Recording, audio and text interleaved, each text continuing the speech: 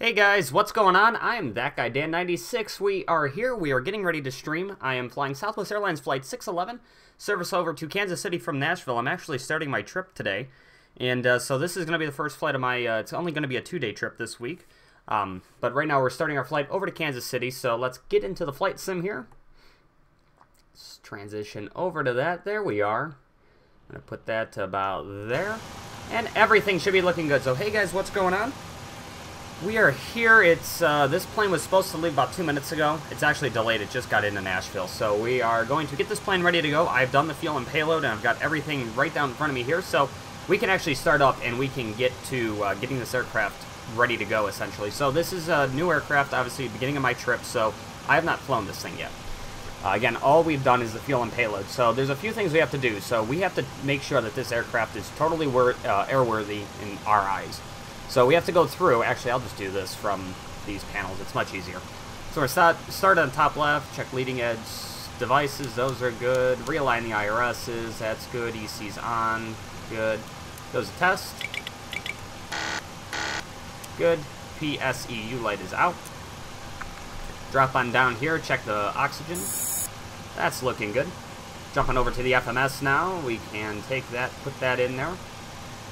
We are at KBNA. No, BNA, Dan. There you go. Okay. Then we can go ahead up here. We can do a light test. So I'm going to check all the lights on the flight deck, make sure all the lights work. We haven't begun boarding yet. We will in just a moment here. So all those lights are looking good. All that stuff is looking good. I'm happy with that. Light test is good. Now we can go to the overhead here, and we can just start working our way down the overhead. So starting top left, all things capped, good. Good. Check the cross feed valve, open it, make sure the light goes bright and then dims. There it is. When it's bright means it's in transit. Dim means it's in its. It is in the same position that the knob is in, and then when it's off, it's this is off. It's not on. So all that stuff is good down here. Go ahead and check the window heat, power test, overheat test. And then the probes, lights go off, same with wing and engine anti-ice. That's looking good. A's off, B's on. Now let's go ahead and start the APU, because I don't know when I'm going to be getting out of here. So we're just going to start the APU while we're here. That shit going auto, cruising at 38,000 feet today, over to Kansas City. Landing elevation in Kansas City is 1050. Good. All that stuff is good, so now we can come up over here, have all this stuff ready to go. Our flight director is on. Right now I'm planning on 2 left. That is going to be the plan this afternoon / evening. 021, there's nobody online. I'm not flying on VATSIM, so we can go all the way up to 38,000 feet. Boom. Oh, that's looking good. We can come on down here, test this. That's good. Clock's good. Current is 3014. All that stuff is looking good. We will reset this. Fuel used is 0. Come down. Speed brakes. Ignore this. I have to run my flight controls through like one whole thing, and then it seems to fix itself. There we go. Speed brakes are down. Flaps are 0. Thrust levers idle. Reversers. Oop, that's not what I wanted. Wanted to not click it. There you go. Reversers are up. Hey, Eden, what's up? Nice to see you, man. Parking brake is set. We're going to go through now and test the electric stab trim. Cutout switches are good. That's good. Check these switches over here. Make sure all our bottles are good, and they are. We'll do a cargo fire test. That's good. Again, this is only done on our first flight of the day. This is not something every pilot does every flight. This is just something that's done first flight of the day. For the crew, put this on weather radar, test weather radar. Monitor radar display. Go around. Wind shear ahead. Wind shear ahead. Wind shear ahead. All that stuff is looking good. We can go ahead and take that off the test. Put this back on terrain. Stuff is good there. We're just going to do 2200. Check the TCAS. While we're doing that, check aileron trim. Make sure it moves. And it does. Same with the rudder trim. TCAS test. Pass. That's good. And then we can test the GPWS, and while we're doing that, we will do the FMS. Fine. glide slope. Pull up. We're going to Kansas City. Wind shear. So this is going to go through and do every audible terrain. Pull warning you up. could possibly do. Making rate. sure they all work. And up. while it's Terrain. doing that, it's just going to run through it Pull again, up. and then I'm going to take care of this stuff. So we're Don't going to Kansas sink. City. We're at Southwest Airlines, sink. flight 611. Too low. Departing Terrain. runway 2 left. Too low. Gear. Too low. Mr. X-Plane, Flaps. what's up, man? Too low. Terrain. No, Glide slope. Eaton, the timetable's down. Bank angle. Bank Unfortunately, angle. so... Minimums. No. Am I a pilot? Not in the real 500. world yet. In the flight sim, yes. 400. Forget me. I do work for American Airlines. though, 300. So I do have that. 200. Runway 2 left, departing off of runway 100. 2 left. We are on 50. the Part and 3 40. departure Nike 30. transition. 20. 10. Nike Wind going shear. direct to Wind Springfield. shear. From Wind there, we shear. are on the Too low. Tiger Terrain. 6. Caution. Terrain. Terrain. We got Pull up. 15.1. Zero fuel weight is 112.3. 5 in the reserves. Cost index 40. Cruising at flight level 380. Cruise wind is going to be 308 at 4.3. ISO deviation is going to be +1. Execute. And 1 limit, we're going to do a 20K D rate using the outside temperature, incline, thrust, flaps 5. CG 25 4. Oops, 4. This gives me a trim of 517, 25, 27, 32. 52 is set here.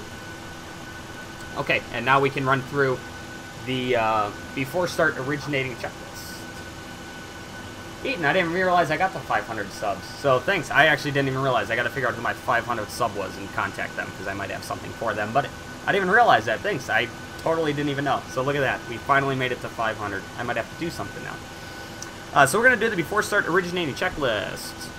Logbook aboard. Landing gear pins 3 aboard. Fire warning and overheat test is checked. Start levers cut out. Temperature cut out switch is normal. Light test is checked. FMC programmed. Debriefing's complete. Oxygen mask and quantities are checked. ECs are on. Navigation switches, normal display switches, auto normal. Fuel is going to be 15,100 pounds, fluid 14,800 pounds, center pumps off, passenger signs on, window heats on, hydraulic pump stays off, he's on, pressurization set auto, flood instruments 3014 set, auto brake, RTO, takeoff warning horn, checked, parking brake is set, aileron and rudder trim is centered. Before start originating checklist is complete. From here, again, normally I would use GSX to board and stuff like that. I'm not going to do that right now. We can go to the outside, though, and check out our aircraft. We're on November 254, Whiskey November, flying Southwest 611. I'm actually continuing on with this flight. We're doing Kansas City, or Nashville to Kansas City, Milwaukee. Milwaukee to Denver. So I'm going to be flying around this evening. Might stream a little bit more, I don't know. It just kind of depends on how it's looking and everything and how my internet decides to work. So, anyways, all the doors are closing. Yeah, Eden, I can look at doing a flight from Cleveland. I want to. I almost just kind of want to wait, though, until you guys get... Until we... I mean, I guess I'm technically in it. I want to wait until we have our totally finished product for Cleveland. We're working on an awesome Cleveland scenery. There's one out that's pretty good, but we're doing something that's going to be absolutely spectacular. So I think I'm going to wait for that. I want to... As soon as that comes out, I want to do a stream kind of unveiling it. So I've kind of been waiting. That's why I haven't done anything in Cleveland yet. That's been the kind of plan. So I will do it eventually. All that stuff is good. Again, checked. Everything's good here. We can set the trim of 5.17, and that's pretty much set. Let's take a look here. Check my dispatch. Everything's good down there. We're looking runway 2 left. Runway condition is braking action is going to be a 5, which is good. Planning on runway 19 left in Kansas City. We can do... Actually, you know what? We'll do it once we're in the air. No, Dookie, Cleveland. Oh boy. That's a rude. I would, but I actually, when I'm flying Southwest, I'm really weird. This is a real old flight that's taking place right now on this exact aircraft number, 254 Whiskey November. You can look it up, Southwest 611. We should be pushing back from the gate here about 5 minutes in the real world, and November 254 Whiskey November is flying it in the real world at this exact time, so I'm very specific when it comes to Southwest. Anything other than Southwest, I fly it whenever, however, doesn't matter to me. But right now, I'm extremely specific to Southwest. That's just me. Because I do my trips with them and stuff like that. So, 611, Kansas City. Everything's looking good. APU is started. APU gens are on. Ground power is good. Come up here and make sure we are getting everything from it, and we are. We can go ahead and, let me pull this up, we can disconnect all the ground units because I don't need them anymore. And we can close all the doors. Everything's closed. We can get ready to get out of here. I think we can leave. Why not? Anyways, okay. Any collision light can come on. Let's do the 4-push checklist. Pop down to here. 4-push checklist. 0 fuel weight 112.3. Set takeoff weight 127.4. Cross checked. And ones are 88.3 reduced set. Runway 2 left set. Flaps PWB 5. CDU 5. V speed's going to be 25.27. 32 set noted. Stab trim 5.1 set. Minimum cleanup altitudes 1,000 AFE. Flight deck door lights out. 4-push checklist is complete. Orbx PL, I think is how you say. What's up, man? Nice to see you. Glad you can come along and hang out with us tonight. We're heading over to Kansas City. Everything's good down here. We can go ahead and turn on our transponder, and let's request a push and start. That's something kind of new. Actually, you know what?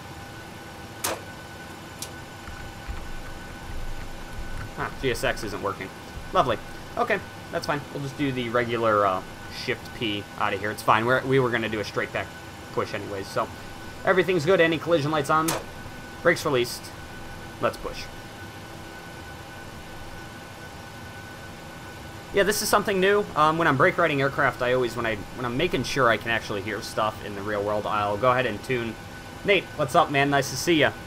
When I'm brake riding aircraft in the real world, I always check ADIS to, make sure I have everything set up on my radios correctly. So when I call for tow clearance, I'm not making an ass out of myself on, in front of all the pilots on the frequency. Get that APU bleed on. All right. And something I've found out, Cleveland does this, and it's kind of new. Gotta turn these packs off. Let's go ahead and start number 2. Sorry, got ahead of myself there. Something I found out Cleveland does, and I don't know if other airports do it, and I can't listen to the actual ADIS, so I'm not 100% sure. At Cleveland, Dimitri, what's up, man? Nice to see you. Something new that happens in Cleveland is we operate the transponders on all surfaces of the airport, so even on the ramp. So I think we're going to see coming up here a lot is just airlines turning on their transponder before they even push. SkyWest does it. Southwest is still not in there before push checks, but I'm assuming that they do it. So I'm going to do it now. That way it's totally on. I don't know if that's a new thing. I don't know if they've just had issues with aircraft pushing onto active taxiways without transponder work, without the transponder on. I'm not 100% sure, but that is something that I have noticed, at least here in Cleveland.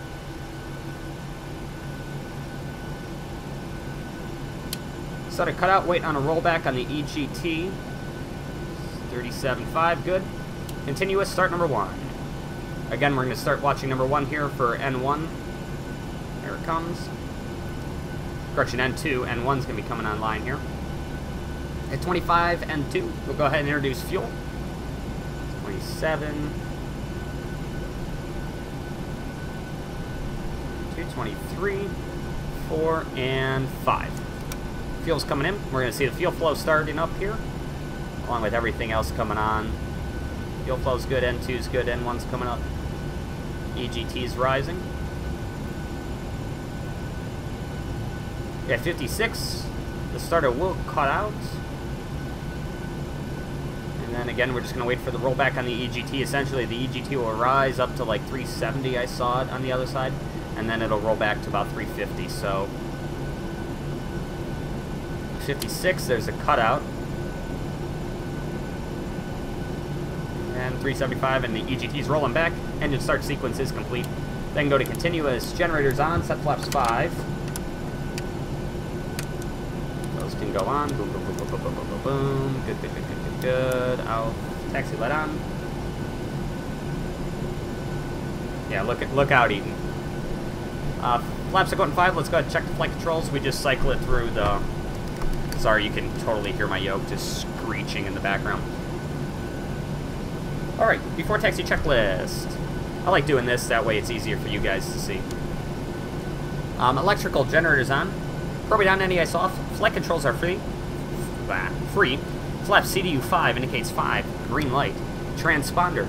T-A-R-A. Before taxi checklist is complete, let's go ahead and head on over to runway 2 left. Taxi out here, make a left. We're going to go down Tango 4, Tango 3 to Bravo, over to Bravo 1.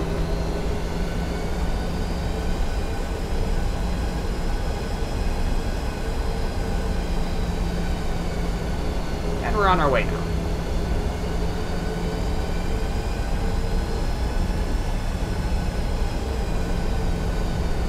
Hope you guys are having a nice beginning of your week.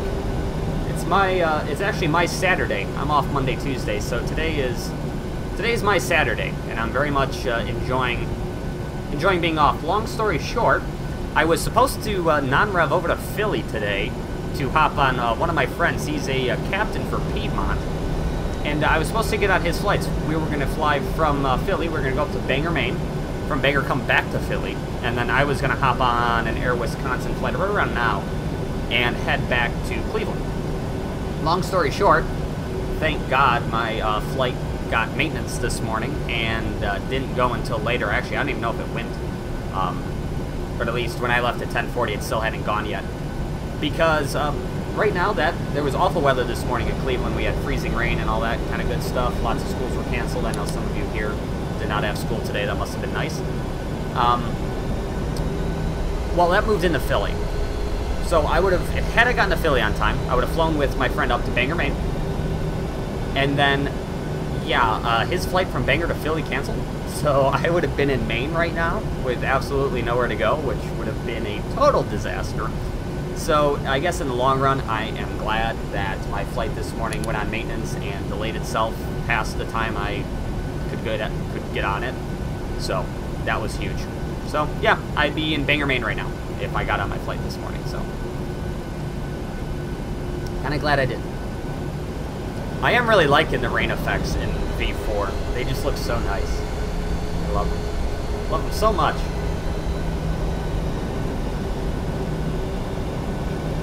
Also, please let me know, guys, when we take off. The stream may sound fine now, and it sounded fine to me when I took a quick listen to it. But once the engines get spooled up and this plane is roaring, sometimes the plane gets much louder than I anticipate, and it kind of drowns me out. So just let me know if everything sounds okay. I would greatly appreciate it. That way I can keep a nice viewing experience for everybody here. We're going to be to 2 left here. You can see the end lights for 2 left right up here. FS Pilot, what's up, man? Nice to see you. Welcome to the stream, and nice to be hanging out with you this afternoon / evening. I know you are over in the UK, so I know it's pretty much evening time for you. Oh, like evening. Here it's only, I don't know what time it is. It's only 4:30. Okay, so we're going to let the flight attendants know to sit down. And we can do our before takeoff checklist. I'm going to do this. Usually I have my overhead on my right screen, but I have the stream on the right screen and everything so I can monitor it. But I will do it once I stop here on the hold line. We'll just run through our checklist real quick and then we'll get out of here.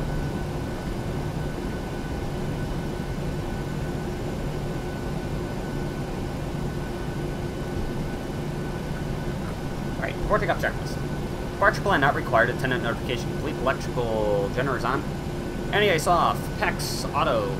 Bleeds, engine on, APU off. Start switches, left continuous, APU's off. Flaps, CDU 5. Indicates 5, green light. Start levers right on. Recall. Checked. Before takeoff checklist is complete. Let's get out of here.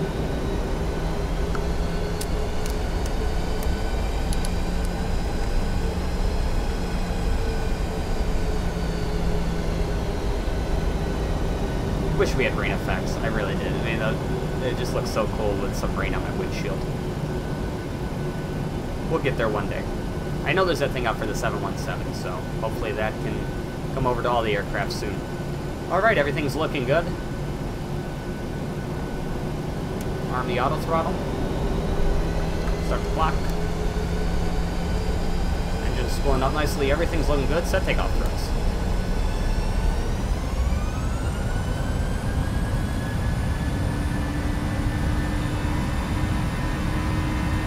Thrust set.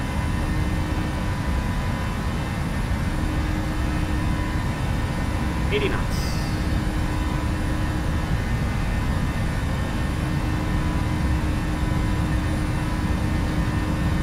V1. Rotate.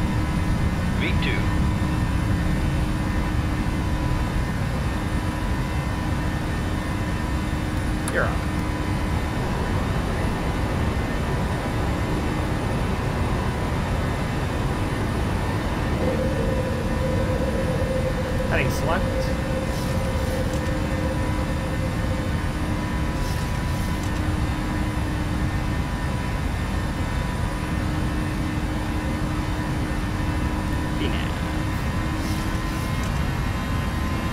Start pitching down here. There's nobody online, so we're just going to go direct to Hello. Execute LNAV.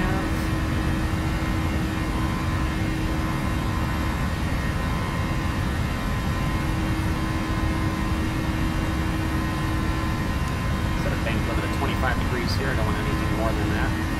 Pitching down here to about just below 10 degrees to get our speed up. Flaps up.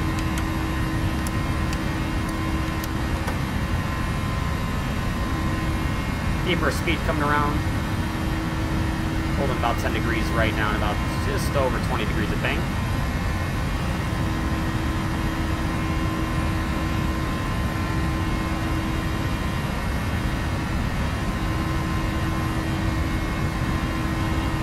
Focus on weather radar.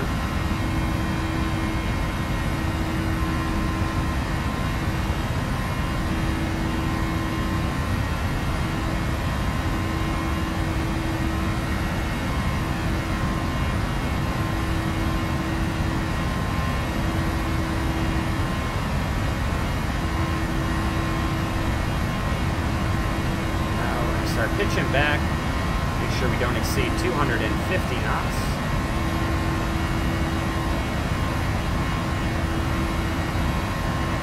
Still ripping through the clouds right now. We should be out of them hopefully soon.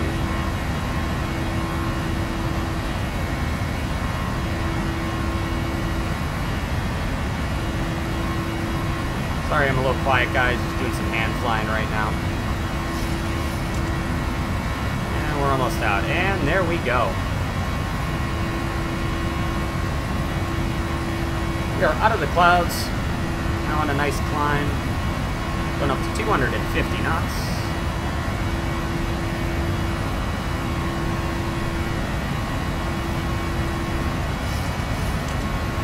And there's 250. Maintain 250 knots. I'm going to keep hand flying up to 10,000, then I'll go ahead and turn it off for you guys.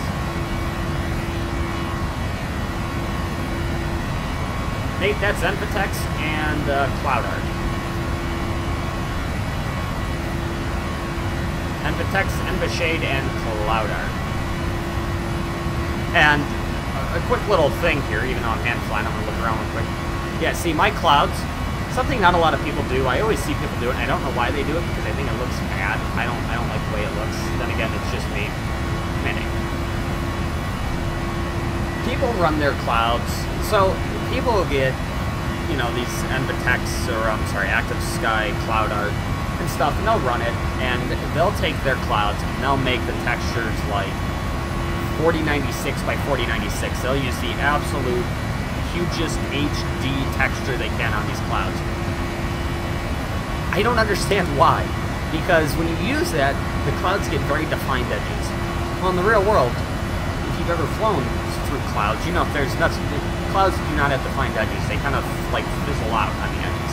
So they go from being extremely thick, and they just get progressively thinner to no cloud. Well, when you use those 4096, again, you get such defined like wall edges, cloud like edges. It's super weird. So I run my textures actually, I think, at 512 by 512. The thing is the absolute lowest bump map you can possibly put on a cloud. I think it looks great because it doesn't.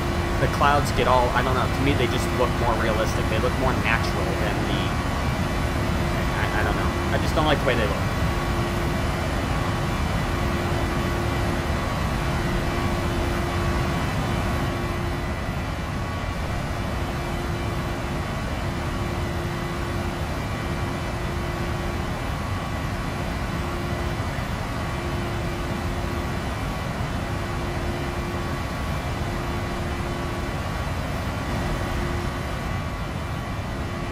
Okay, adjusting the sim slightly there. Hopefully that's a little bit better for everyone now. Coming through 15,000 feet. And then once we get up to cruising altitude, this is actually a quick flight. It's like an hour and, I don't know, an hour and 5 minutes. It's really not that long. It's an hour 25.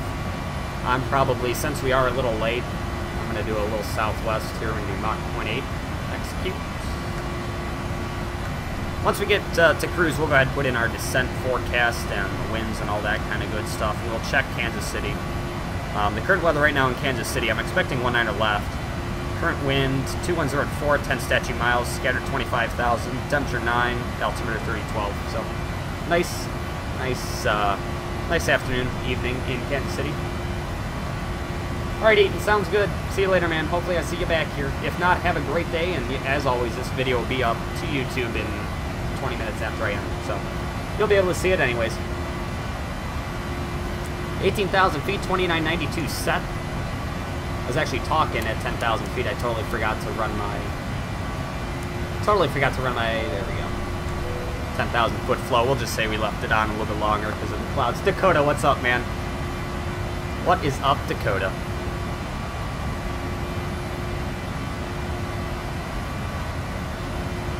Everything is now good, climbing through 19,400 feet all the way up to flight level 380, doing Mach 0.8 because I want to get in there. I don't know where the real-world flight is. Let me see. I pushed back right around the time the real-world one did. We both pushed back late, WN 611.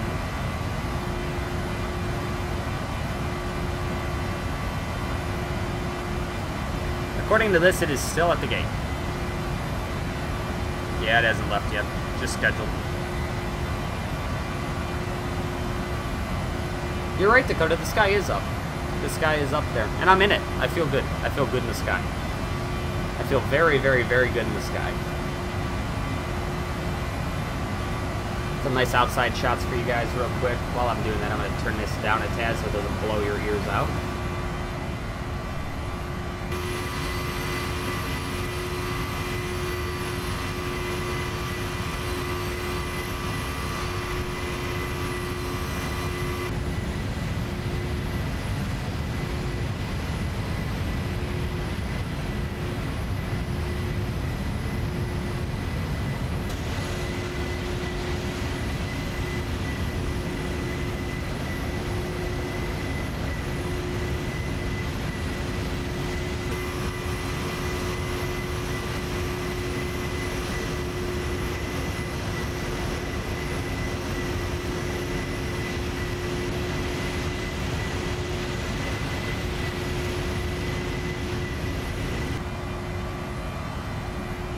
I always like doing those outside shots. I always think they look so cool. ChasePlane did such a good job with the outside views. I absolutely love it. And the other thing we'll do is I also have a expected cross altitude on my stars, so we're going to go ahead and put that in once we get to cruise. So I'm not going to do it now. I'm going to let that plane, let it climb all the way up. Yeah, our top descent should be over here somewhere, so. Anyways, we are, after this, heading to Milwaukee. Believe it or not, I finally found. It was published in like November 17th, I think it was, of last year. I finally found a Milwaukee scenery with a Southwest terminal that's correct. Can't believe I'm saying this. I cannot believe I actually found it. It took years. There's a Milwaukee scenery. It's just an AFCAD, but I'm going there to look at it because I got to see this. I have not been able to fly to Milwaukee ever, because there's never, ever, ever been a scenery that actually depicts the new Southwest terminal correctly. I'm going there today. I don't know how much I'm going to like it. I may hate it. I probably will hate it, because it's not that great of a scene. You know, it's just an AFCAD. But hey, I can finally go to Milwaukee and park at the correct gate, and that to me feels so good. It's just so... Finally. I don't know, I forget the guy who made it, but whoever made it, I love you. If you're watching, you're probably not, but if you are, I love you. I also totally forgot to note our out and off time. I was off at 21:36, but I never noted my off time, or out time. Out, off, that's what I was forgetting. I knew I was forgetting something. On, and we were off at 21:36. But I don't know what our out was. I might have to go back on the stream and check that really quick. Yes, Dakota, that's the guy. Ray Smith. That's the guy. Ray Smith is... Thank you. Thank you. He updated it, though. Again, it was like November 17th, I think, or something like that. He updated it, and from the pictures of what I saw, it had the correct terminal. So, I don't think I've ever been so excited. Well, not so excited. I don't think I've ever, like, voluntarily said I'm flying to Milwaukee. And I'm voluntarily saying I'm flying to Milwaukee right now. It's different. It feels weird. I'm very specific with my Southwest stuff. If I'm flying for something else, it doesn't really matter. That it's not that big of a deal to me. I'll make it work. But when I'm flying Southwest, I have to fly the correct tail number at the correct times, the correct routings, everything. So, and even parking at the correct gates. So when there's a scenery that the terminal is not even close, that's big problem. But hey, we got one now. It's totally better.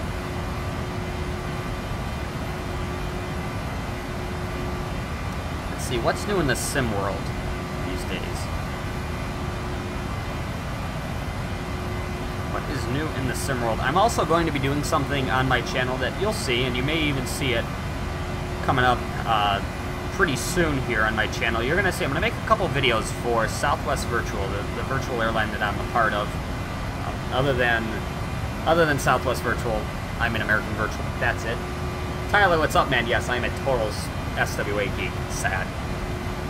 But what I'm going to start doing, I was going to do it, and I never really got a response from anybody on it. But no, Tyler, I'm not. This is just, I'm noting the out-off on it in times and my fuel use, and I'm just going to keep submitting manual reports because, you know, our timetable's down. But what I'm going to start doing, you're going to see some videos. They're not going to come out at Friday at 3 o'clock. They're just going to be some random videos that come out whenever. They're going to be establishing our Southwest flows. So at Southwest, I'm actually the line check airman. I'm actually in the training department for our VA, even though nobody even knows that we even have a training department. We do. I've been taking my time and trying to figure out how I want to do stuff with this training department. And I think what I'm going to start doing is I'm just going to start doing stuff via YouTube. And instead of producing, like, I was actually pretty deep into creating a manual for the airline that has everything that anyone would ever need in terms of the cost index, all that kind of stuff. I was putting it all into one huge manual. It's going to look exactly like a Boeing manual. And I spent actually a lot of time just trying to design, like, the borders and everything for this to make it look like an actual Boeing manual. That took me a long time, and I just don't have the time between working and all this, and it's just, I don't have the time for it right now. I don't have the time to actually put into it to get it out extremely quickly. So what I'm going to start doing is, you're going to see on my video, on my channel, you're going to see videos. They're just going to be flow videos. It's going to be, you know, 737, Southwest Virtual 737 originator flow. And it's going to be me going through and explaining to everybody in my virtual airline and anyone that wants to watch it how to correctly do the startup from cold and dark. And then it'll be a turn, and then it'll be starting the engines, and it's going to be after engine start. They're going to be real short, like 3 to 5 minute videos, and it's going to be the flows from my airline. So you're going to start to see random videos just kind of coming out of my channel. That's what that is. If you want to watch them, go ahead. But that is going to establish the Southwest virtual flows, and yeah, so that's what I've kind of got on the horizon for me here. I might even do that. I don't know, later on tonight, I might even do a turn one here on my Kansas City turn. I haven't decided yet. Coming up through flight level 350, 3,000 more feet to go, up to 38, and then we'll be cruising. I am going to cruise at Mach 0.80 to try and make up some time here. And our real flight hasn't even left yet, but oh well. Oh well, usually I do follow that.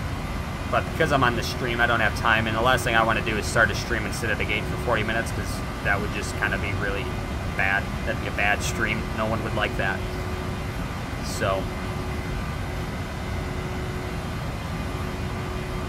hope you guys are having a good evening.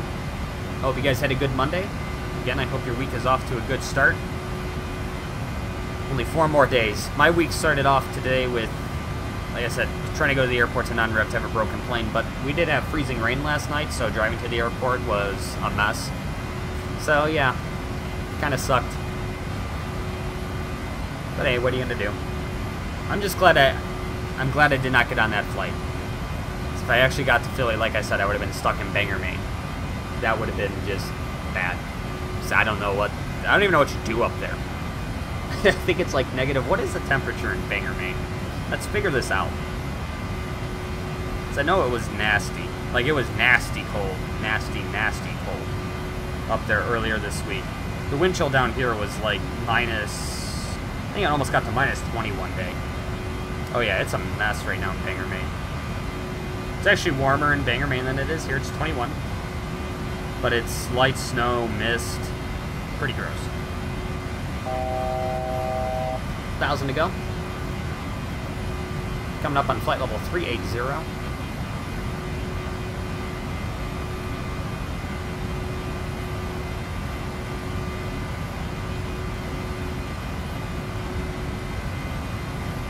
Going to do Mach 0.80. After the cruise, so you'll actually see I'm going to speed up. My engines aren't actually going to spool down when we get to cruise. I mean, they will a little bit for cruise thrust, but they're not going to spool down all that much because we need to accelerate just a tad up to Mach 0.80.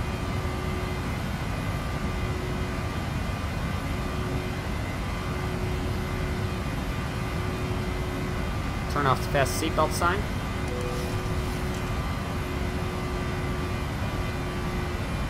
And voila.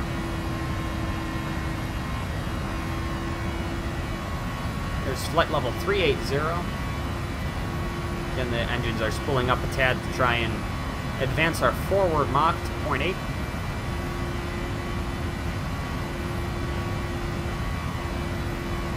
I really wasn't sure what to expect this morning. When I first got in the car, you know, the roads were bad and I had to be real careful driving to work. It's not very settling when I get in the car and I turn on the car and on the radio the song that comes on is Don't Fear the Reaper. I'm like, oh, that's not good. A song about death and I haven't even left the house yet. So there we are, flight level 380. And so we can go in here in the FMS. We do have to put in and expect to cross. So we have to be Moray. Oh, 12. That's actually going to push back our top of descent. So we're expecting to cross at 12,000 feet at Moray. Slab is going to be 210 knots. We do have that set. We can go into the descent forecast. Let me get open my dispatch here and we can actually take a look at this. So ISO deviation is going to be 1. And then the altimeter, I can just use, I'll update this when we get a little bit closer, but it'll be 3012. And we're going to put in some winds for some altitude. So we can do flight level, we'll do 12,000. Flight level 240. And we'll do 34. Okay. Nate, yes, the PMDG 777 is a great aircraft. I absolutely love flying it. The only thing that's different, and I'm going to be honest with you, it's going to fly a lot different from the 737. The 757, 747, 737 all kind of fly the same way, and I'm assuming the 767 flies pretty similar to them all as well. The 777 flies extremely different. It unfortunately has, I know unfortunately, it's actually a good thing, but I don't like it. It's fly-by-wire. So it definitely feels a little bit different. And yes, Nate, I actually had 500 subscribers. I need to figure out who that 500 subscriber is. I need to contact them to say thank you and possibly send them some stuff. So I haven't decided on that yet. And who knows, they may not even respond back to me. So we'll see. But if you are my 500 subscriber and you're watching, message me. I may have some stuff for you. Anywho, yes, the 777's great. I cannot wait for the 787 to come out for V4. That'll be just a fantastic day. 34,000 feet, winds are going to be 320 at 81. 24, 310 at 47.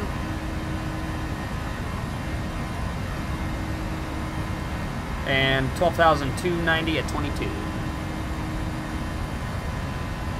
Execute.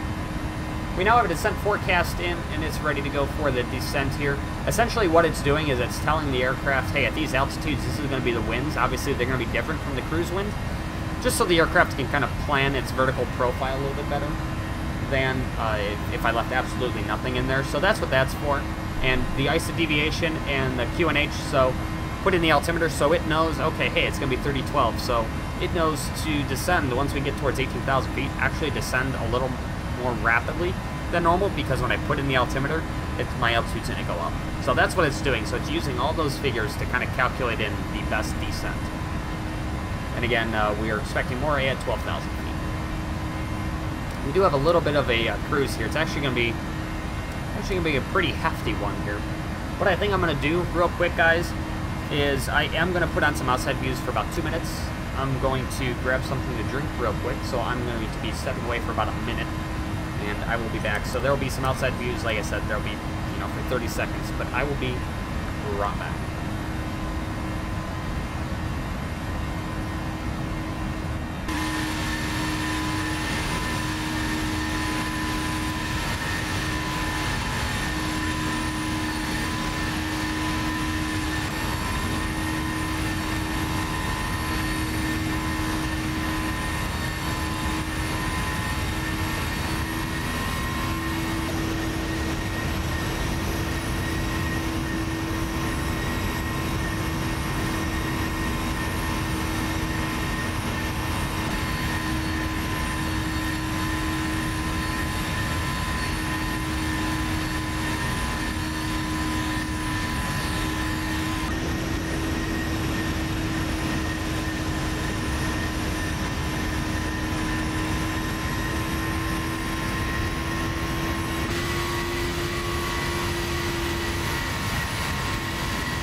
We're back. Got myself a water, forgot to get one before I started the stream, and that's usually something I always do, so had to get that, especially talking the entire time. You need a little something to drink. Always helps. So right now we're scheduled into Kansas City. The scheduled time was 22:55. I might actually be able to do that because I actually didn't depart all that late. I only departed 11 minutes late from the scheduled wheels up time. And doing Mach 0.80, I think I should be able to make it up. So right now we're looking like Kansas City at 22:55. That's at least the hope. It'll be 4:55 Central. So right now we're flying out to Springfield VOR, 38,000 feet. Trying to figure out something that kind of happened. That kind of happened in Flight Sim recently.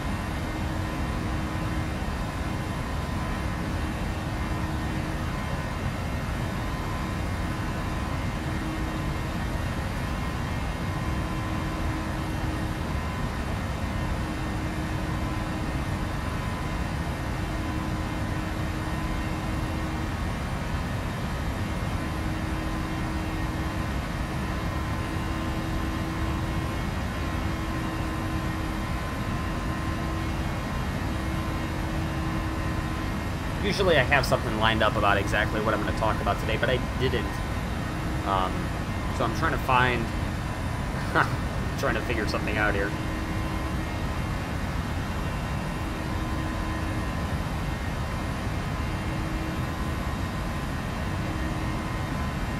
Daily news.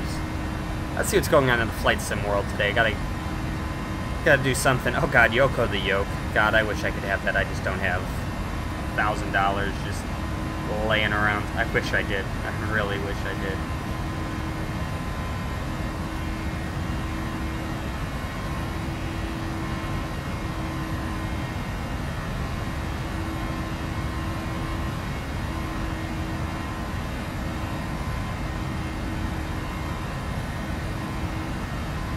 Hey, Coronado's making a shorts 360.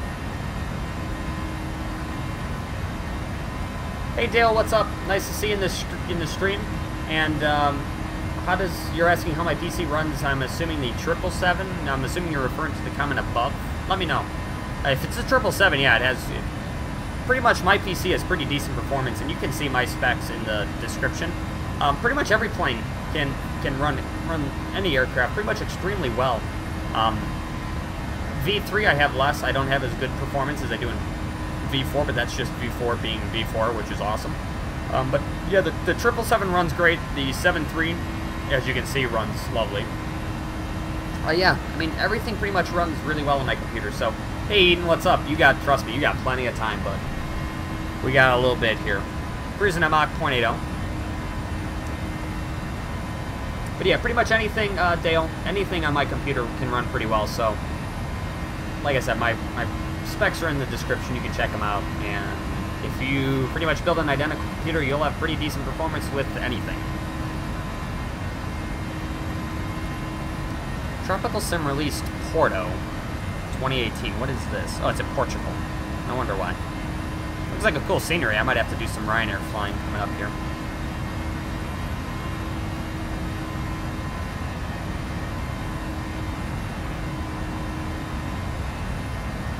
I see Rex released something called Rex Skyforce 3D.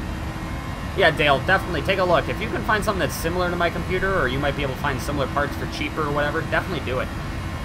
It's great. Yeah, I love being able to use my sim and fly places and actually... I don't have to worry about frames. It's so nice. V4 has a lot to do with that. I'll have to say Prepar3d is a big part of that.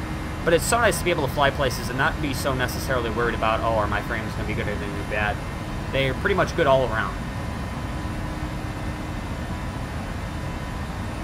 Tyler, nice. How do you like the Captain Sim 757? I thought it was overpriced. It's a nice I think the model is pretty much the same. I think someone downloaded textures for the like V4 one, and the textures worked on the old model, which tells me it's just like the same model. But the textures in terms of the flight deck look great. The avionics look pretty decent. So let me know how you like the plane. I think it's overpriced, but that's just me. Eaton, I did see that you finally got the graphics card. That is so that's so nice to hear. Finally, we can get you with a nice graphics card here. But yeah, as I was looking, Rex Skyforce, this thing, they do cloud models slash textures, or cloud models slash structures based on real-world cloud classification, an integrated flight center, dynamic synchronization, innovative sky and sun atmospheres. It's a 4.6 gigabyte package that could be increased to 20 gigs. Is truly a competitor to Active Sky, and would be interested to see how it stacks up. That's interesting. Don't know if I'd buy it because I like my Active Sky, but that looks pretty decent. I'd have to see how the weather engine is on it, but can't go wrong with Active Sky. Yeah, Tyler, it's actually okay. So yeah, that's very similar to the old 757 that was out for FSX. But it's a nice plane. From what I flew it, I thought it was really nice. I'm looking forward to the upcoming engine variants. It'd be nice to have something other than the Pratt Whitney. Very excited to that. Oh yeah, no, 10 to 15. And see, V4 is very... Prepar3d is so much of a different animal from FSX. From FSX, you could put FSX on a pretty crappy computer by today's standards and still run it okay. Prepar3d, unfortunately, is not like that. You have to have a built computer to run Prepar3d. Once you can run it great, but you have to have a really solid computer to run Prepar3d. That's what I've noticed. Let's see, what else do we got going on here? Someone's doing 737-200 for X-Plane. Don't care.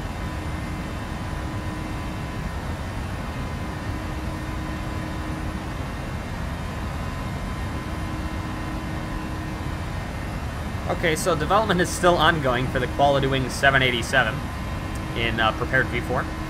First version is being sent out to beta testers.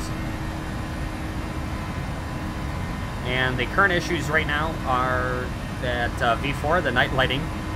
Okay, I'll take that.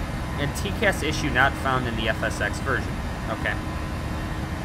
Development for dynamic lighting and other P3D specific features are still ongoing. They announced a product improvement package that will include the 787-10 and additional features. And right now it's looking like summer 2018. So that means we should have the 787 in the springtime. So,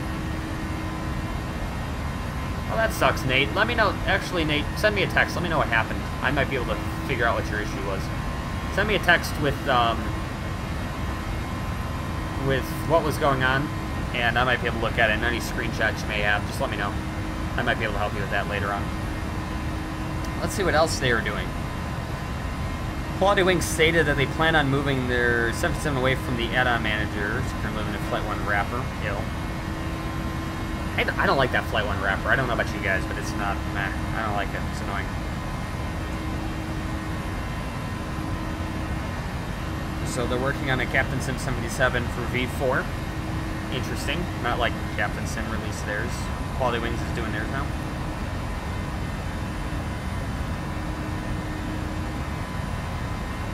The Ultimate 140, the Captain Sim Quality Wings BAE 146 will get the update for Prepared V4. Be sold separately. Beta testing sent out in January. I know some of this stuff is kind of old, but I really, you know, I don't keep up on flight sim news all that much, so I think that's what my channel is going to be. I think I'm going to do it when we're cruising. I think we're just going to do it when we're just going to do flight sim news, and if you guys have any news, definitely let me know. I'd be happy to talk about it, do all sorts of flight sim stuff for you, talk about all sorts of just random stuff.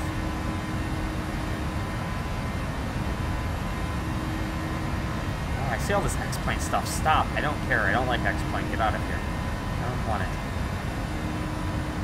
The Mad Dog X delayed until 2018. The developers of the upcoming Fly the Mad Dog X update for Prepared has announced on Facebook that the release has been delayed until the new year as their developers in charge of liveries in the paint kit has been hospitalized since earlier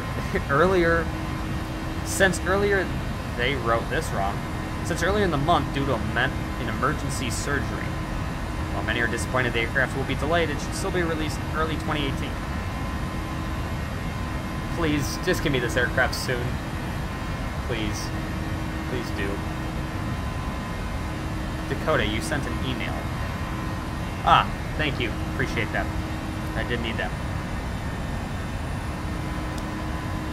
I'm never quite sure. When you say you're sending me stuff, I never do. I never do anything. Eaton, I can do that. It would be a pretty quick tour. There's not a whole ton to see, but I could do that. I think what I might actually merge that in with is... Actually, I'm not going to say that yet. I'm not going to do anything about... I might do a cockpit... I will do a cockpit tour, and there's something else I want to give you guys a tour of, but I'm not ready for that yet. So, never mind. I didn't say anything. You didn't hear that.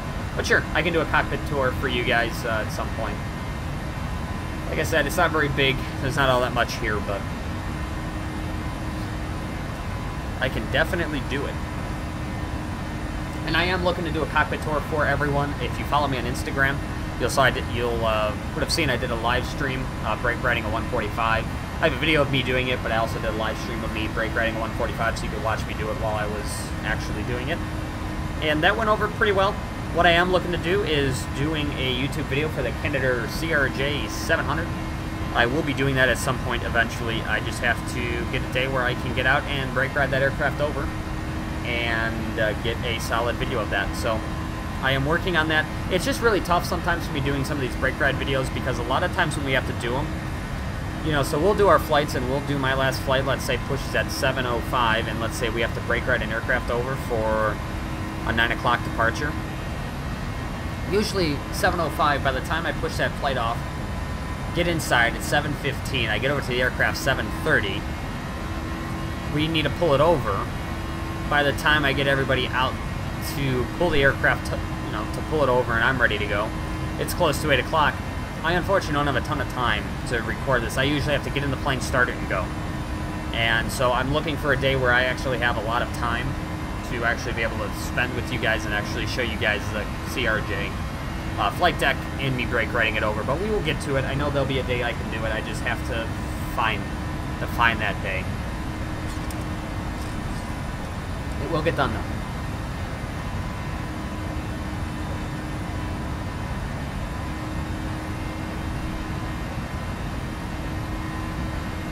This has got to be something. I wish you guys could see this.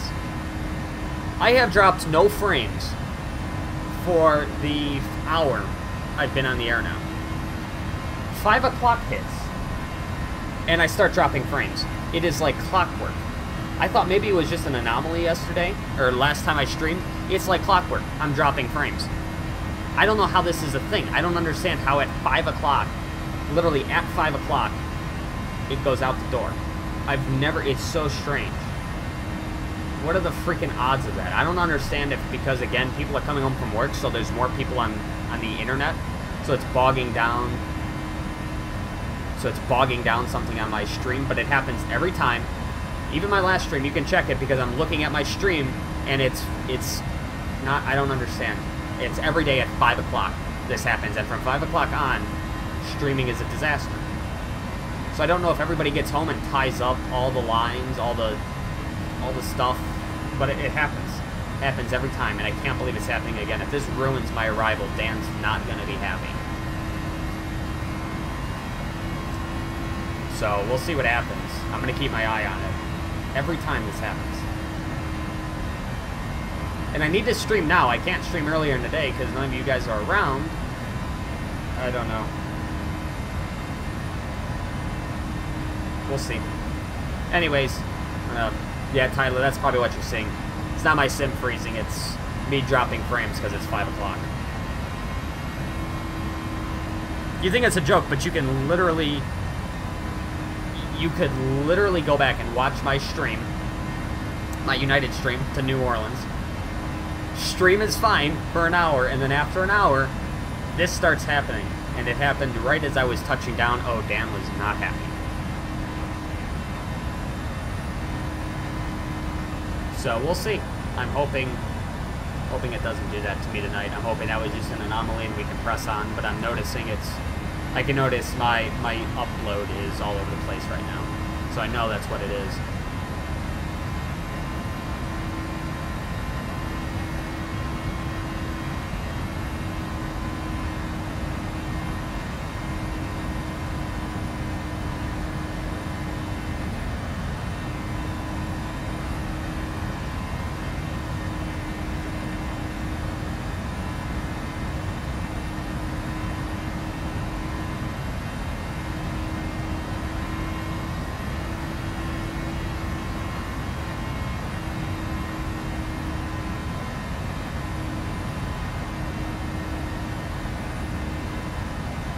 Tyler, I'm on Time Warner cable. I don't know. This happens all the time. I have a direct connection to my router, and it happens all the time. Right about 5 o'clock. I'm assuming people start coming home from work. They start using Time Warner cable's internet, and it just starts breaking everything because nobody's home. It's just me and my sister right now. There's nobody else here.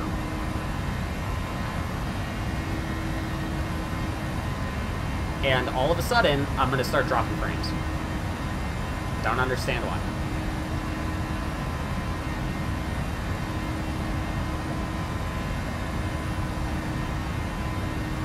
They might, Tyler. That's actually that's actually an interesting thing. They might do that.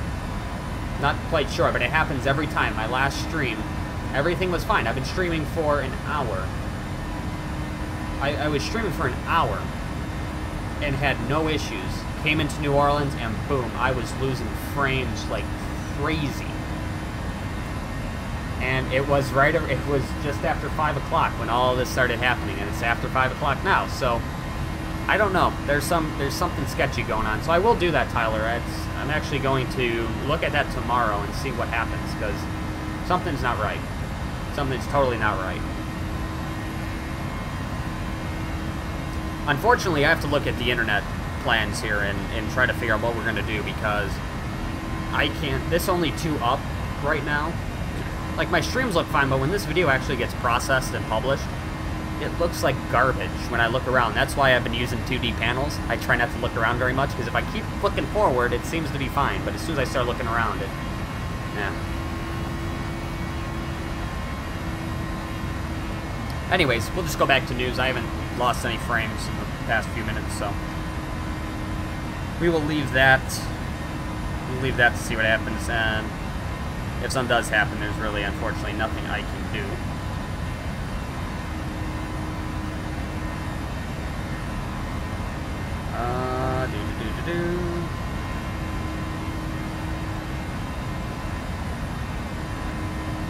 More people doing X-Plane scenery, don't care.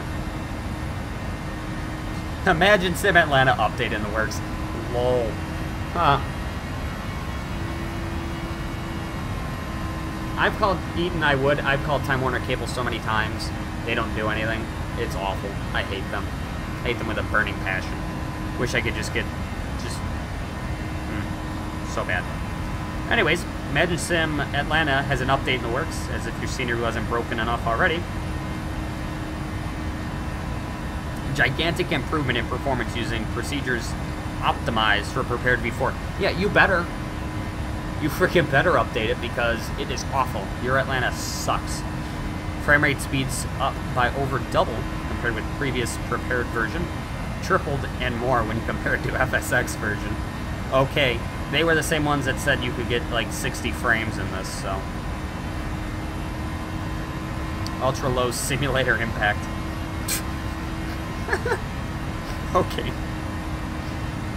Okay. I hope it's true. I really hope it's true.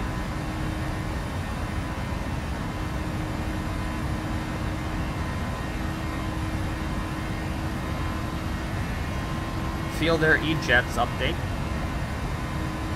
Coming to Prepar3d. That'll be nice.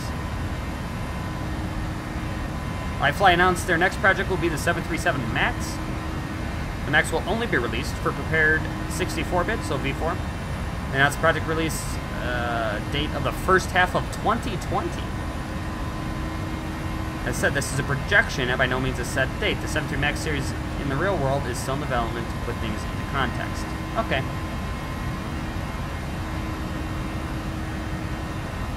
And then we have PMDG kind of hinting at the 737 MAX. So I'll just read this off of Air Daily X. Perhaps the most well-known developer within the flight simulation community, PMDG, has hinted towards the next product on their forums page, and appears to be a new announcement is imminent. PMDG CEO Robert Randazzo responses to a thread in the forums with the following: I'd personally love to do one of the 170, 190 series and our new C series. That schedule's pretty good with 747, and even when that is released, we still be pretty maxed out. MAX is all capitalized. That is true, Tyler. I could have Comcast. There's an obvious hint here that the PMDG may be covering the 737 MAX, the fourth generation of the super popular twin-engine narrowbody, entered service with the airlines this year. So I'm flying the NG. I'd love a MAX. That'd be so nice. We'll have some more news later. PMDG said in multiple forum posts. More information right around the corner. Whole community is holding its breath to see what PMDG has in store. And yeah, PMDG, if you do a MAX and you do not release scimitars for my NGs, Dan's gonna have a freak-out session. Scimitars need to be on the NGs. That needs to be something. I don't care if it's a cosmetic update, even though you don't want to do a cosmetic update, and I know that's very nice, that's great, that you want everything to be perfect, that's actually really nice. But damn it, I need scimitars. Release them, soon, please. God, we need them badly. This is all from December 21st, this is like 3 weeks now, but Aviation Houston, what's up, man? On our way over to Kansas City today. HD Forests free. Oh, X-Plane, don't care. The Embraer E195 X-Plane, don't care.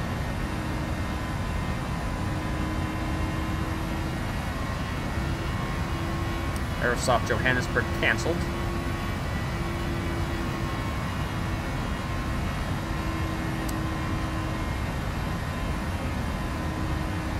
I don't see a bunch of other crazy stuff on here.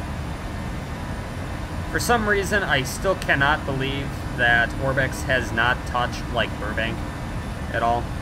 I still don't understand how they haven't touched that yet. To me, I find that crazy. I think that would be a perfect scenery for Orbx, but hey, what do I know? That is true, Eden. All I care, really deep down, Eden, all I care about is Southwest. American is nice and all, I work for them, that's nice, but I don't sim totally correct with them. I care about my Southwest boys. So yes, I need the MAX for Southwest to be correct, so I can actually fly MAX routes. Because when I see MAX routes, I try not to fly them. I avoid them. That's great, Aviation Houston. So glad that you like ChasePlane. It's great. I love it. The outside views and everything is just so great. The ability to just look around the plane is fantastic. wing views, I mean, I just love being able to set up all these views with ChasePlane. It's going through all my outside views. Back to the cockpit. We are going to be descending here in about 60 miles. Right now is what we're looking at for a descent. I can kind of set up for the approach. Current weather in Kansas City. This was updated 29 minutes ago. Winds 2104, 10 statute miles. Scattered 25,000 feet, temperature 9, altimeter 3013. We'll go and set 3013 here. Boom. We'll go and set the ILS. So the ILS for runway 19 left is 109.55. That set course is going to be 191.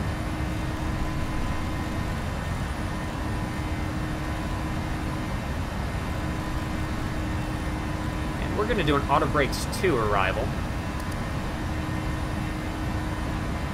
Shooting for 19 left, ILS decision height 200 feet.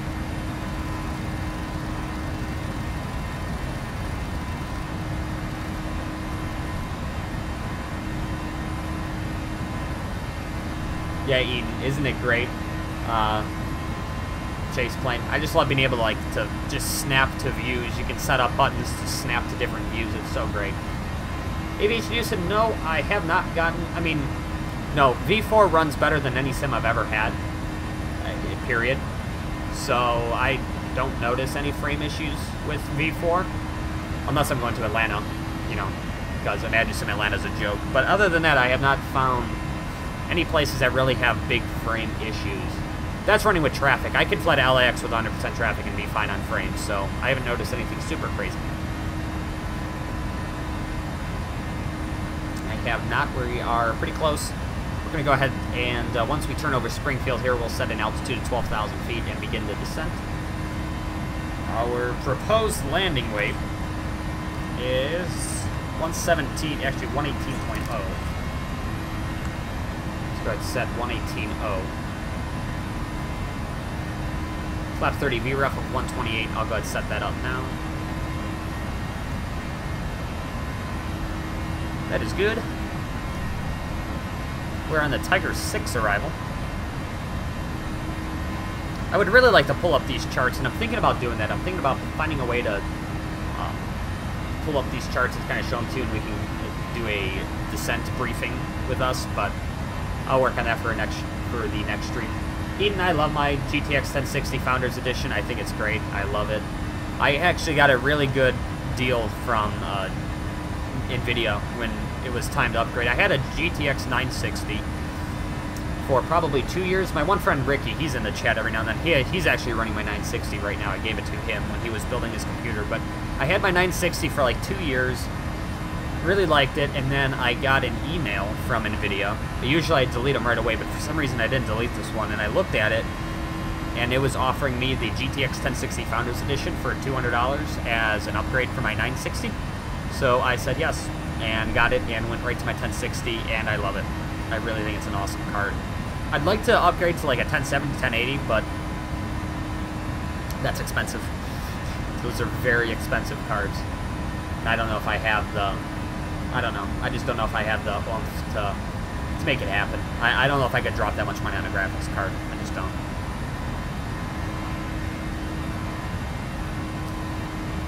Here we are over Springfield, the VOR. Some outside views while we turn.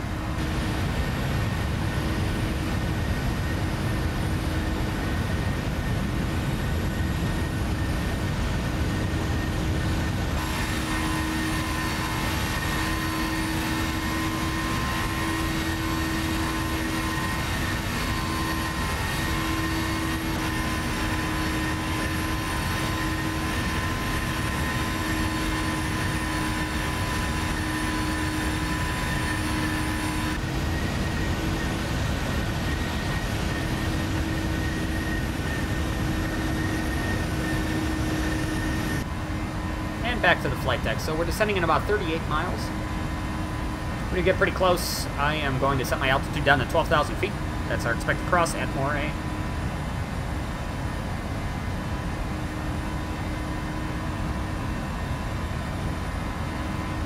I got your 1060 for $350.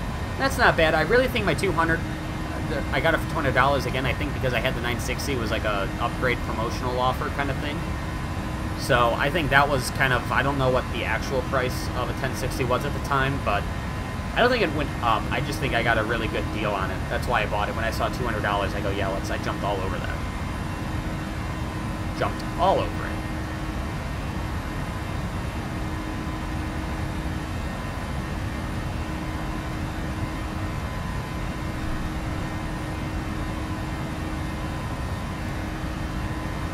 I also don't know what's up with this prepared V4.1. I need to see what all that's about, because I heard that there was kind of a thing about it, but I didn't really read much on it.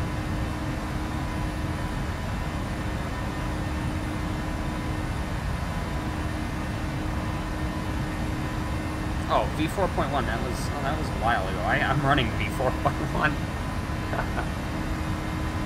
Oops. Oopsie.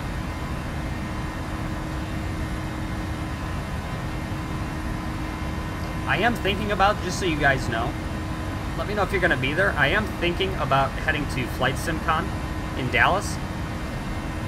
I think that would be really awesome to go to. I want to go to it. And there's Flight Sim Expo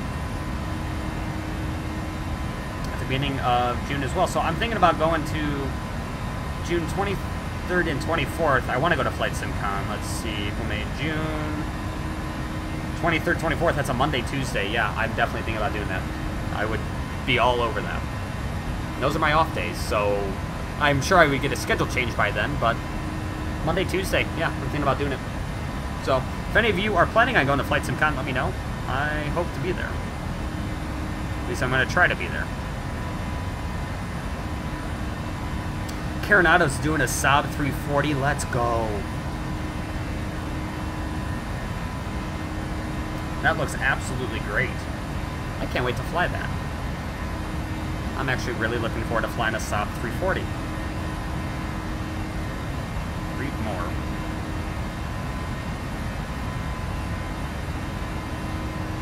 Wow. I think a Saab 340 would be a really fun aircraft to fly. I think that would be something totally different. Prop plane, not a lot of computers. Just what I like. So we're about 20 miles out. Let's go ahead and set our descent down here to 12,000.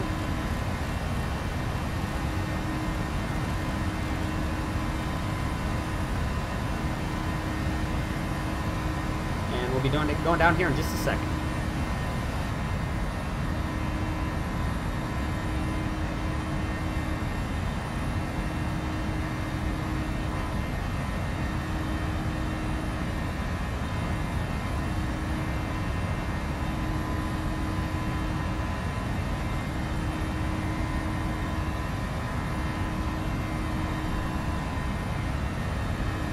Coming up on our top of descent here.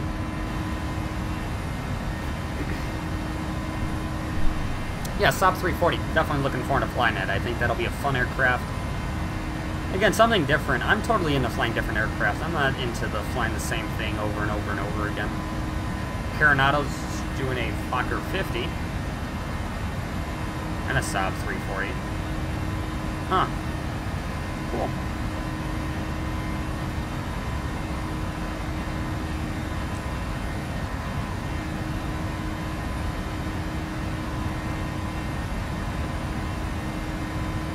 AirSoft has provided a brief update to the potential A319-20X 330 pilots.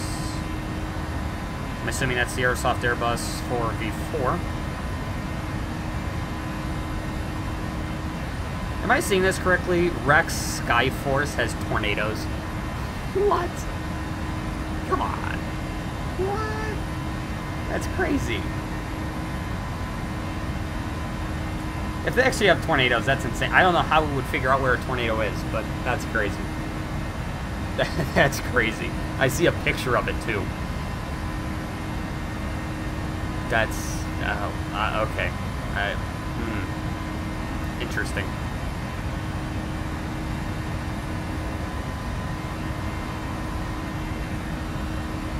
That's just interesting.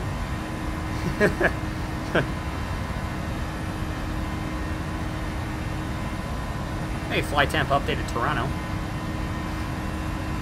Yay.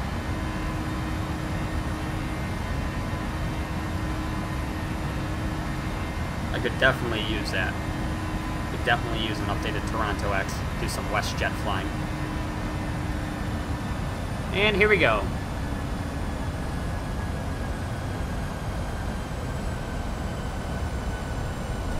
Yeah, Ian, that's the thing for me. Like, Active Sky is so good as a weather engine, I am too afraid to get anything other than it.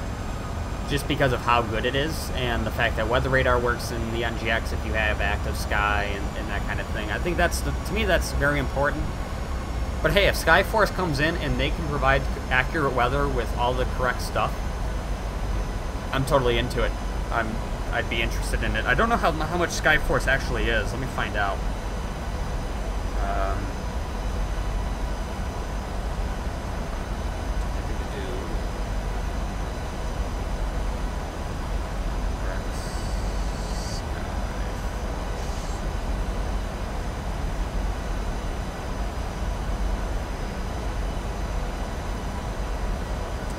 Skyforce 3D.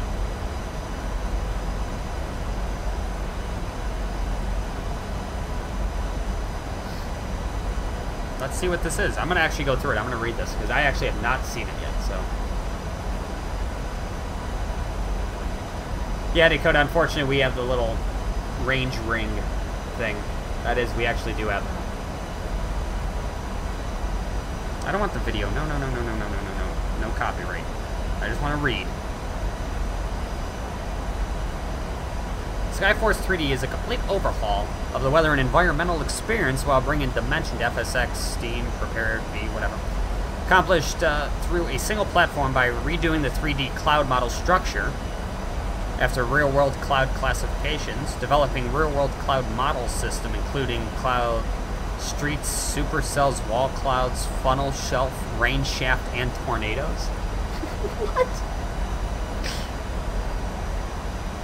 Integrating an intelligent weather engine that harnesses over 70,000 points of weather data globally. The weather engine reads and interprets live model data to sample the atmosphere and therefore will sync appropriate cloud structures, allowing more accuracy. Incorporating synchronization technology, which dynamically syncs 3D cloud model structures in real time during flight. Restructuring the Cloud SDK for true formation realism. No more upside-down clouds and bizarre, unrealistic positions or cloud bases that are presented with repeating patterns. Elevating the visual experience through a new natural photo-based environment texture technology while exploiting the power of PTA integration. Well, I use Envshade, but okay. Developing single-session cloud texture variation, allowing more variety during a flight session, including increasing overall realism. Interesting. I'll take a look at it. I will take a look at it and see. I don't know exactly how. We'll just see. So yeah, there we go.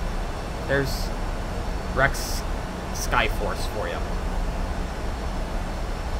Interesting. I mean, it sounds great. If it makes the sim look absolutely stunning, then I'll take a look at it. We'll see. That's just another $30 or $40 for me to just blow money on, but hey. Oh well. Descending now through flight level 280 on my way down to 12. And it's actually a pretty nice evening right now in Kansas City. Nice sunset over there.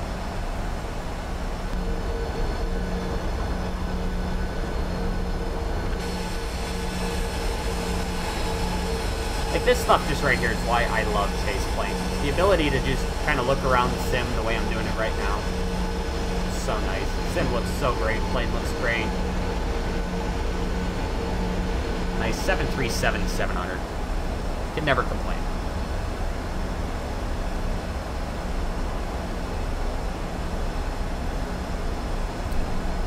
So yeah, that Skyforce is actually looking really interesting. Something I definitely look into.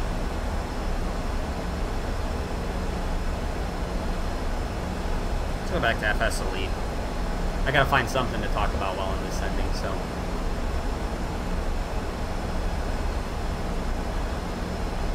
Oh, you're having frame drops, 20s, 30s, would drop to 8 frames for a second. So you're getting like these stutters, hardcore, essentially. You're not running AI traffic at all, are you? Aviation Houston, let me know if you're running AI traffic. I'm assuming not, but I don't want to say, I don't want to, you know, just let me know if you are.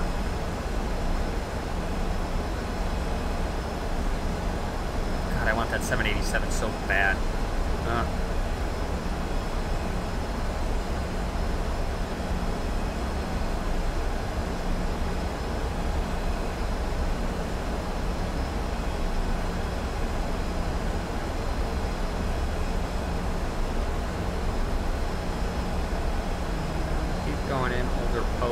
We're now into like December 2017 post, but hey, it's something. Interesting, Tyler. That could be a problem. Drawing clouds at a distance would be an issue. So we need that. Definitely.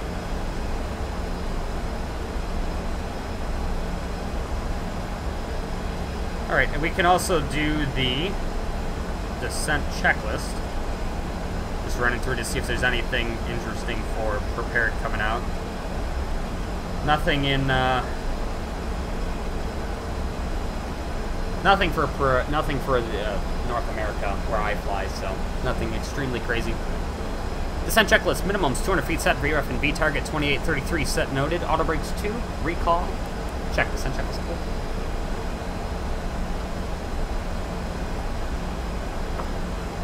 That's interesting, Aviation Houston. You shouldn't be getting huge frame dips like that without running AI traffic.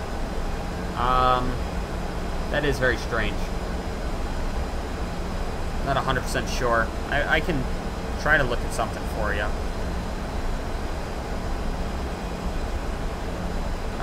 Let's see what else we got here.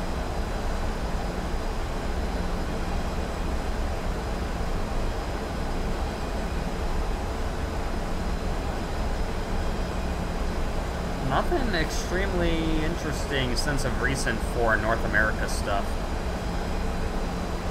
Not finding anything that's super crazy. Lots of stuff in Europe. X-plane. Abu Dhabi, I ain't gonna be flying there anytime soon.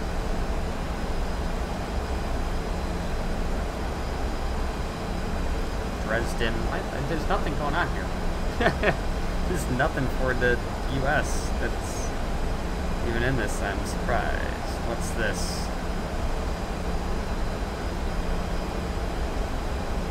Monterey Regional. Interesting. God, short final design. Oh no, that's X-plane. Ew, get out of here. I don't want you. I know someone's working on I know someone's working on a Albuquerque scenery. I saw Albuquerque and immediately thought it was for prepared. Then I saw it said X-plane and I threw up a little bit in my mouth. Are we coming 18,000 feet?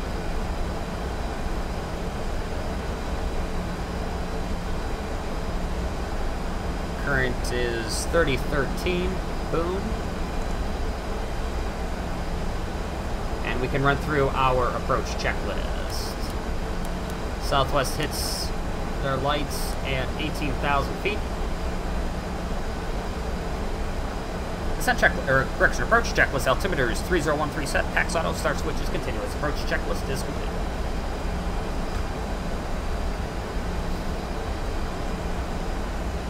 Got our lights set up now for the arrival. We can see Kansas City is pretty much right in front of us. All we do...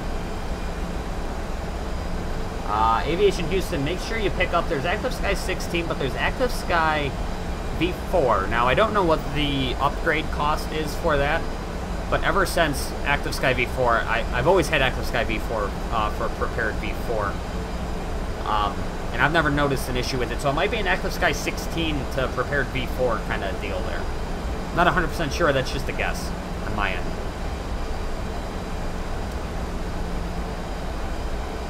So yeah, Kansas City is right in front of us. We're going to fly pretty much straight to it. We're going to fly a left downwind base to final. Getting pretty close to the end here. Been streaming now for 1 hour and 28 minutes, 27 minutes, almost coming up on 28.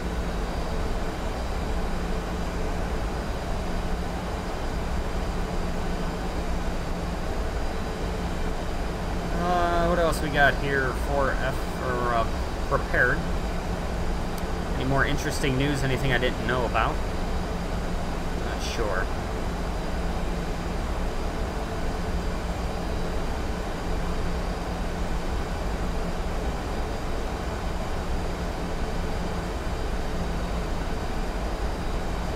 Sim Reno. Definitely looking forward to that. That'll be so nice. Reno's an awesome airport. It's really awesome. It's just where it's located, all the mountains around it. It's really cool. It's very picturesque. There will be definitely me flying into Reno. I will be doing that. And seeing it that PacSim has released pictures, it looks like it's pretty close. I'm very much looking forward to that.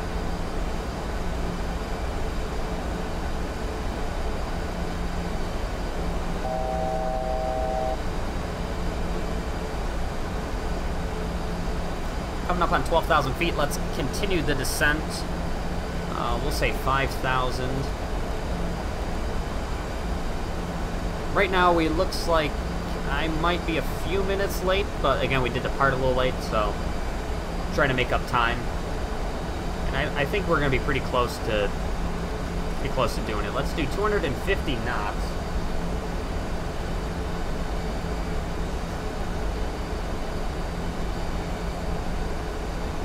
So we hit speed intervene, we're going to do 250. I really don't feel like slowing down. It wants a slab, it wants us back to 210 knots. I'm not going to follow that because I need to get to Kansas City.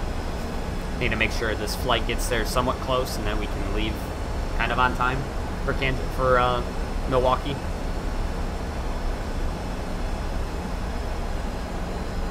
Then at 10,000 feet, we will turn on our logo light. It's starting to get about that time where the logo light will come on and look absolutely sweet. Latin VFR Miami for V4. Nice. So there's that True Glass, which was the rain effects that's on the 717. I really hope that comes out for PMDG and all that. That would be, God, I hope they can do it.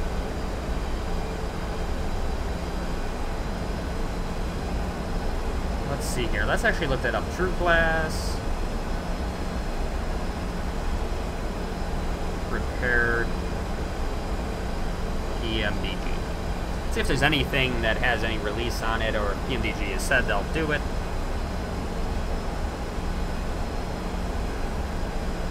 I put prepared PMDG and all I'm getting is cracks.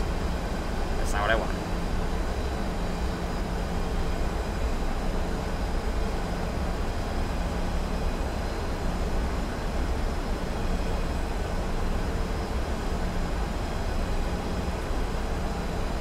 So apparently TFDI are the ones that created True Glass. I don't know, I think they said they were going to put it on other aircraft.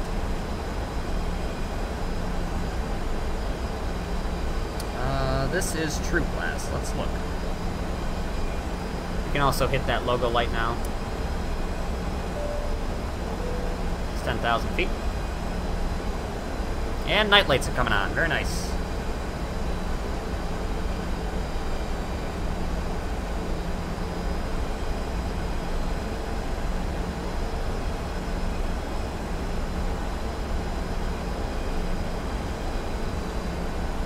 Technology easily implemented in other aircraft. The technology is available to developers to license on a per-aircraft basis. For developers reading, it is an easily configurable file and minor model modification. Oh, PMDG ain't gonna do it.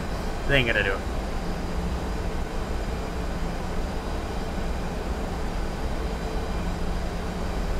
PMDG, they won't do it.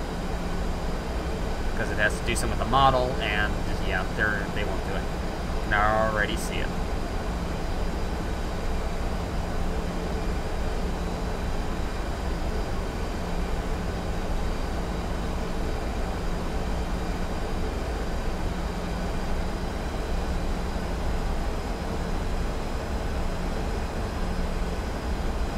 It's 8,000 feet.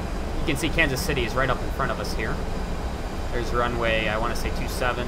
Yeah, I think it's 927. So there's 27. 19er left is right there, and that's what we're going to be going for. Eden, I have the immersion for the 737. I don't use it. I bought it a while ago, but I don't because you don't really see anything. It sounds nice. You can get wing condensation. That's great, but I don't ever see it because I'm outside I'm in the flight deck flying. So I have them. If you want to buy them, I mean, I guess that's your prerogative. You can go out and buy them if you want to, but you really don't see anything. It doesn't make much of a difference to you as a pilot, so just take that into consideration. So I'm like, oh my god, this looks great, bought it, and then I'm like, oh, I don't see anything. Gonna go down to, let's say, 3,000 feet now. We'll just level change at 250 knots. And runway 19 left is right there, so it's gonna be, like I said, a base. We're downwind now, it's gonna be a base to final.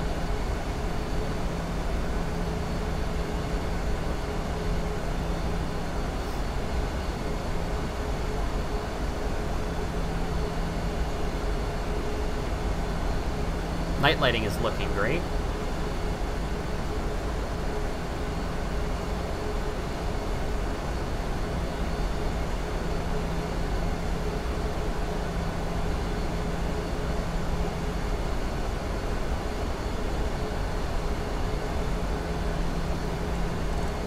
Turn, I'm kind of going to set it up here. We're going to base turn here. We need to be Ramens at 3,000. Meizu is 2,600. We're going to do a like 285 turn.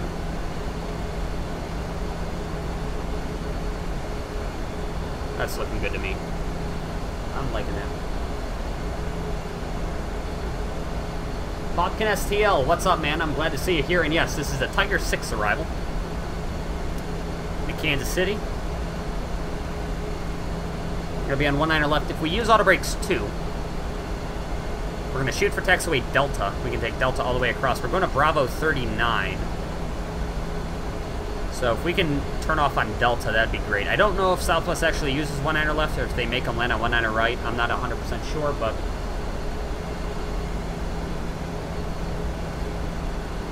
Nate, the night lighting is, Envshade is just shaders, just the way the sim looks. The night lighting is Orbx Global. So Orbx Global adds the night lighting, and it's great. I love it.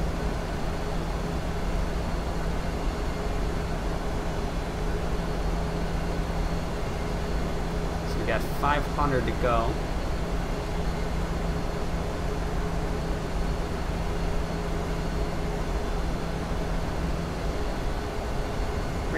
Here we are in 3,000 feet. I'm going to bring my speed back to like 200 knots.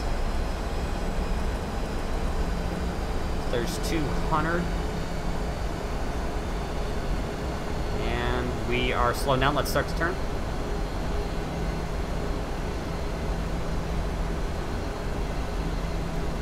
And then once I take this off of autopilot and I'll be hand flying, I am actually going to mute my mic so you don't have to hear my yoke squeaking around, and then as soon as I land, I'll unmute it. So as soon as the autopilot comes off, guys, you won't hear from me. Even if I wanted to talk, you won't hear me. So that's the only thing I do. That way you guys don't have to listen to this stupid yoke squeaking around. Flux 5.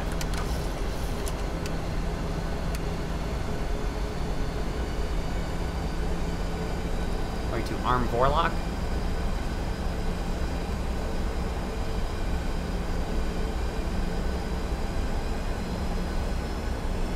Our runway right there.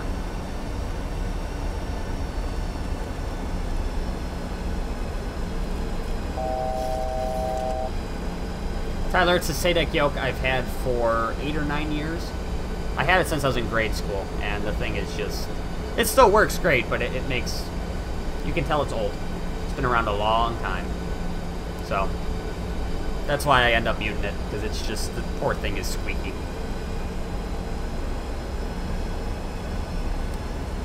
It's seen a few flights in its day. I'm going to set my heading to 191. We're capturing the localizer.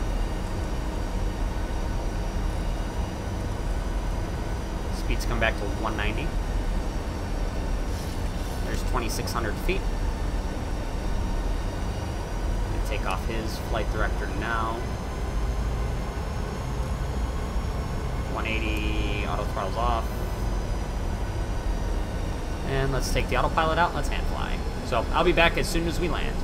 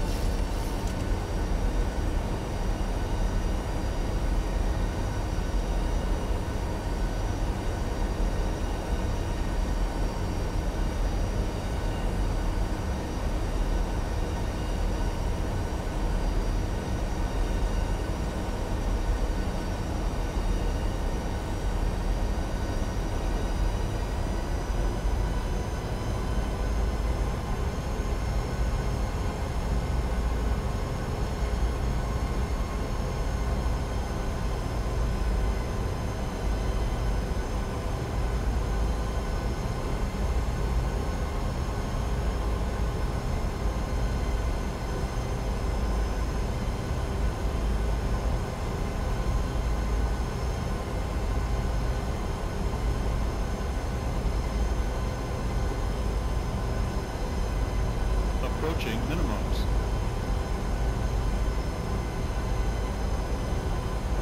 Minimums.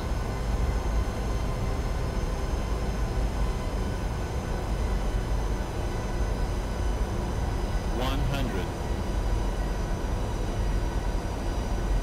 50. 30. 10.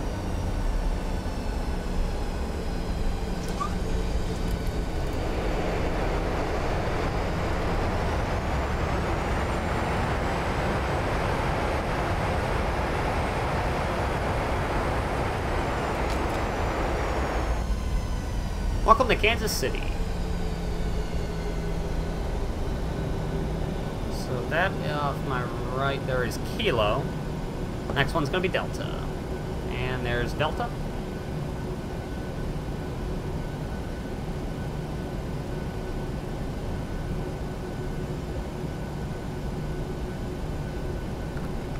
Pull this up. We can pull these. Take that. Standby off. Flaps up, speed brakes down, start debut.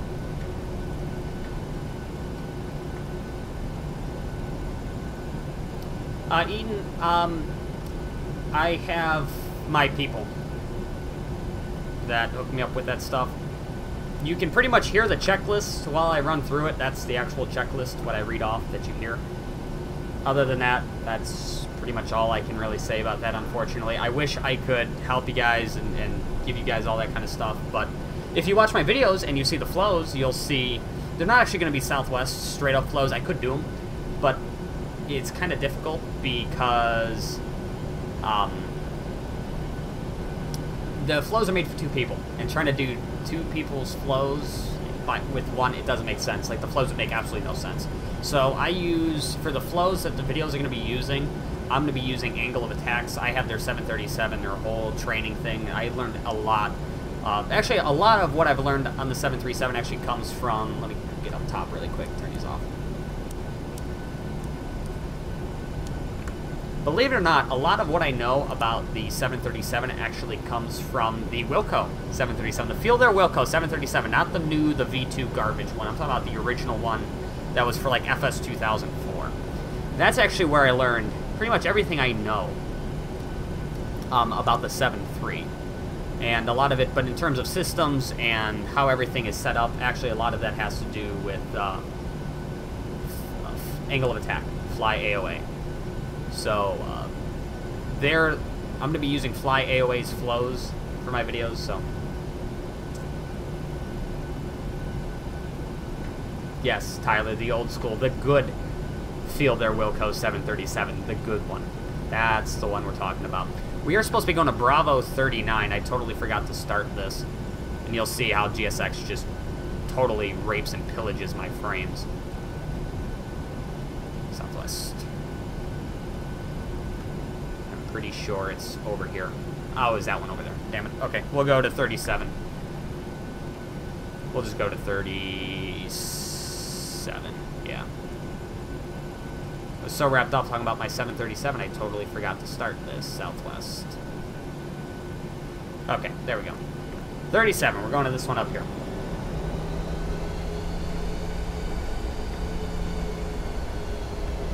Yes, the 50 North Wilco 737 merge. Yes, that was a good one, Tyler. I do remember that. The 50 North model with this Wilco 737 cockpit. That was great. So here's my gate.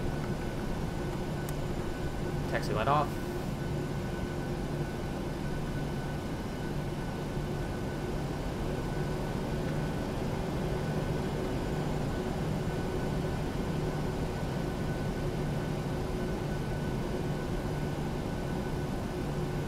And here we are.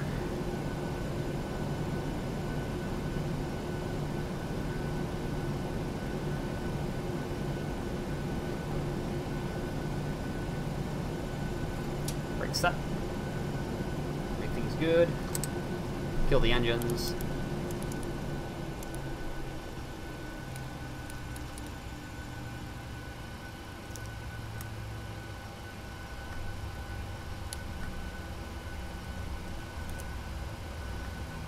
That's good. Brake set. Transponder zeros. Let's connect the jetway. Request deboarding.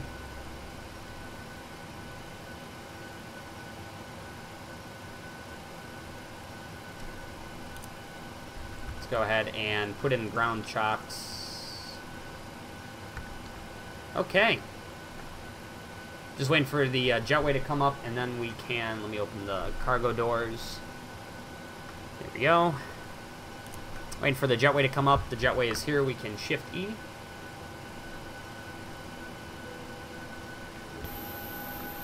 And there you have it. Well, guys, I really do appreciate everyone coming along with me on Southwest Airlines Flight 611, service over to Kansas City this evening from Nashville, Tennessee. Again, I really did appreciate everyone that came along with me, and for those of you that stayed the whole stream, that's awesome. The fact that you sat with me for, ooh, let me turn it down, 1 hour and 45 minutes for the entire stream, that actually is just absolutely awesome. I really do appreciate it, guys. So, anyways, that's going to wrap it up. If there's any more chats that I see that come in after I end the stream, I'll just reply to you in the comments. But that's going to do it for Southwest Airlines Flight 611. So if you enjoyed what you see, go ahead, drop a like, and subscribe so you never miss out on another video to wherever I'm going next. I have no idea where I'm going. I never really know. So anyways, guys, that's going to do it for me here. Thank you so much for watching, and I will see you guys in the next video or stream. Take care, guys.